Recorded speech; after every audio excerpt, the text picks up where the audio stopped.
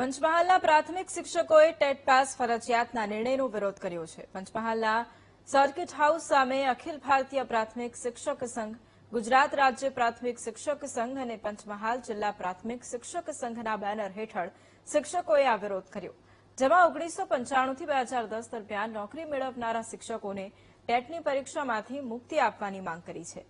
પંચમહાલ જિલ્લાના 7 તાલુકાના 200 થી વધુ શિક્ષકોએ વિરોધ કરી કલેક્ટરને આવેદન પાઠવ્યું, જેમાં શિક્ષકોએ નિર્ણય પરત ખેંચવાની સરકાર પાસે માંગ કરી છે।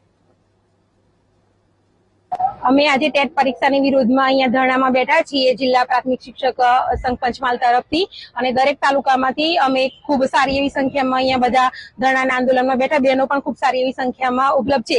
આટલા વર્ષે સરકાર અમને અમારી આ ટેટની પરીક્ષાની આપવા માટે કહે છે, તો આટલી ઉંમરે અમે કેવી રીતે પરીક્ષા આપી શકીએ?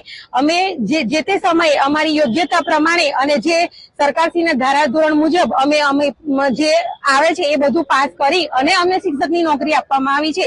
તો આટલા વર્ષો પછી આ પરીક્ષા આપવા માટે ફોર્સ શા માટે કરવામાં આવે છે? આજે પંચમહાલ જિલ્લા પ્રાથમિક શિક્ષક સંઘ આયોજિત ધરણાનો કાર્યક્રમ રાખવામાં આવેલો છે।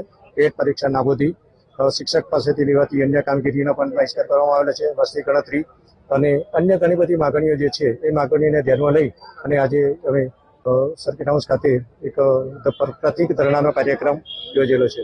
તેમાં વિવિધ માગણીઓ જે અમારી છે એ બધી જ માગણીઓને ધ્યાનમાં રાખી અને આગળનો કાર્યક્રમ આપવામાં આવશે।